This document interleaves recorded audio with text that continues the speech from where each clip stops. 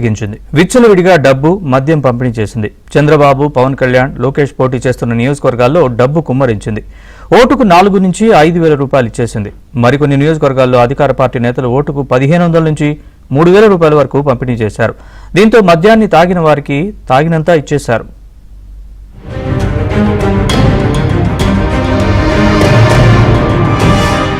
రాష్ట్రంలో అధికార పార్టీ అభ్యర్థులు నోట్ల కట్టల సీళ్లు విప్పారు.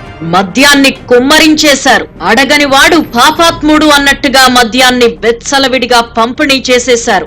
ఏపీ మద్యాన్ని తాగబోమని చెప్పడంతో బహుళ జాతి కంపెనీల బ్రాండ్లను తెప్పించారు. ఈ బ్రాండ్లను క్వార్టర్ బాటిళ్ల రూపంలో ఓటర్లకు పంపిణీ చేస్తున్నారు. పోలింగ్ బూత్ల వారీగా పెద్ద ఎత్తున మద్యం పంపిణీ చేస్తున్నారు. ఇక రాష్ట్రంలో డబ్బుల పంపిణీని అధికార పార్టీ వెచ్చలవిడిగా చేసింది.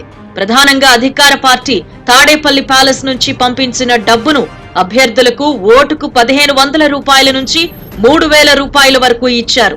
కూటమికి చెందిన వివిఐపీలు పోటీ చేస్తున్న నియోజకవర్గాల్లో మాత్రం 4,000 నుంచి 5,000 రూపాయలు పంపిణీ చేశారు.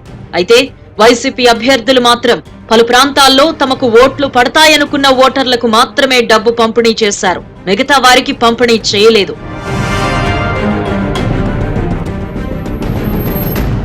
విజయవాడలో జక్కంపూడి కాలనీలోని అపార్ట్మెంట్లలో ఒక బ్లాక్ లో ఉన్న వారికి నగదిచ్చి మిగతా వారి పేర్లను టిక్ చేసుకుని వెళ్లడంపై అక్కడ అపార్ట్మెంట్ వాసులు తిరగబడ్డారు. తెచ్చిన డబ్బును స్థానిక వైసీపీ నేతలు నొక్కేసి తమకిచ్చినట్టు రాసుకున్నారు అని వారు రోడ్డు మీదకొచ్చి ఆందోళనకు దిగారు. తమ డబ్బును వైసీపీ స్థానిక నేతలు నొక్కేశారని వారు బహిరంగంగానే ఆరోపించారు. ఇలాంటి సంఘటన పిఠాపురంలో కూడా జరిగింది. అక్కడ వైసీపీ అభ్యర్థి వంగా గీత కార్యాలయాన్ని ముట్టడించారు. తమకు డబ్బులివ్వలేదని వాళ్లు ఆగ్రహం వ్యక్తం చేశారు. తమకు డబ్బులివ్వాలంటూ వైసీపీ నేతలను బహిరంగంగా నిలదీయడంతో నేతలు ఆశ్చర్యపోయారు.